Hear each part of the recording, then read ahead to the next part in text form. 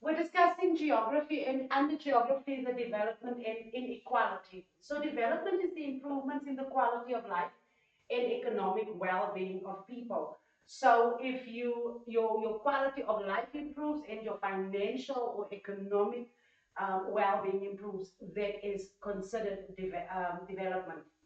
So development includes four main areas. So it's economic growth. This means growing from one state of economic wealth to another. Then access to services such as education and healthcare.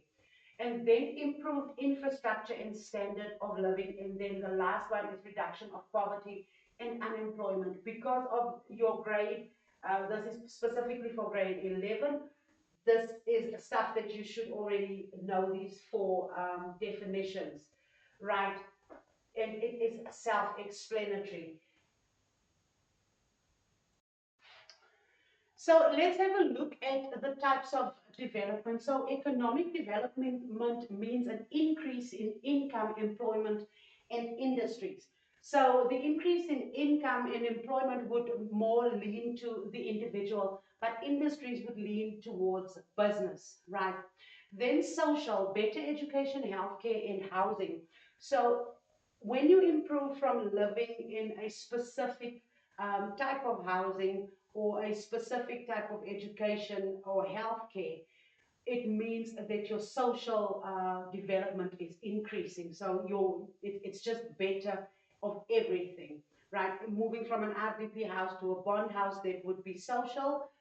Moving from government healthcare to private healthcare would be social. Then environmental development is development without harming the environment.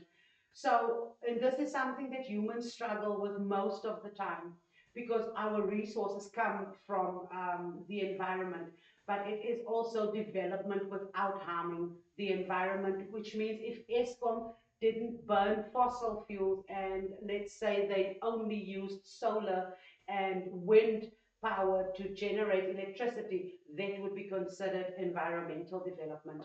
Then also sustainable development is meeting today's needs without compromising the future.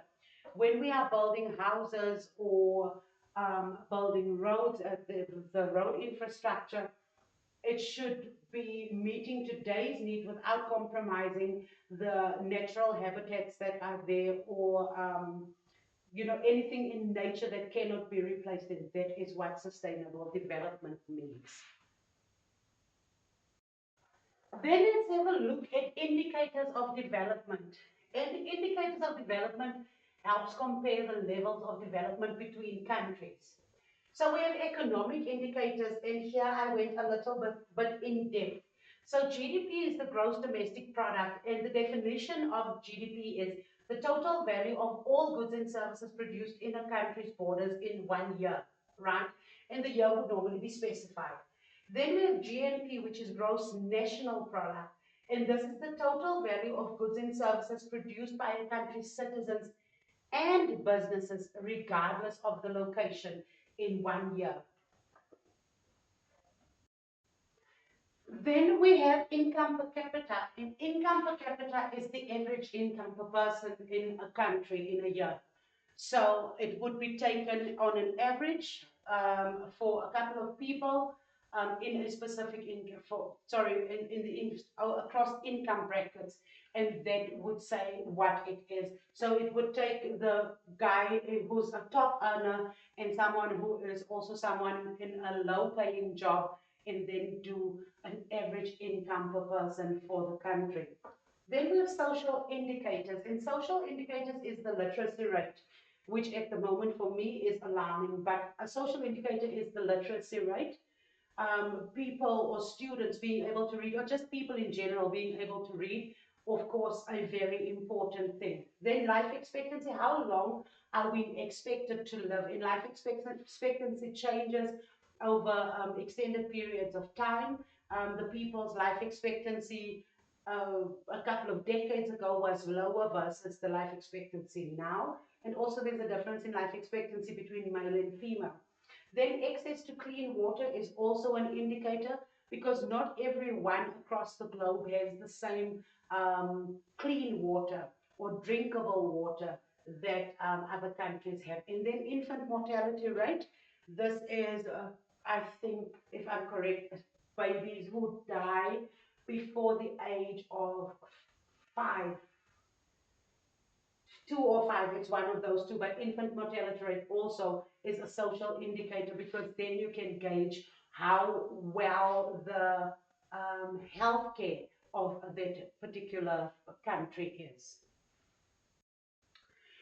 And then we have composite indicators, and the composite indicator is the Human Development Index, the HDI, but and this combines the income, life expectancy, and education in a country, right? Then we have just as a in closing, the measuring of development. So countries are often ranked as more economically developed countries, MEDCs, less economically developed countries, LEDC, and newly industrialized countries, for which the acronym is NIC. Stop, take notes on what's important for you. I hope this helps, and good luck with your exam or test.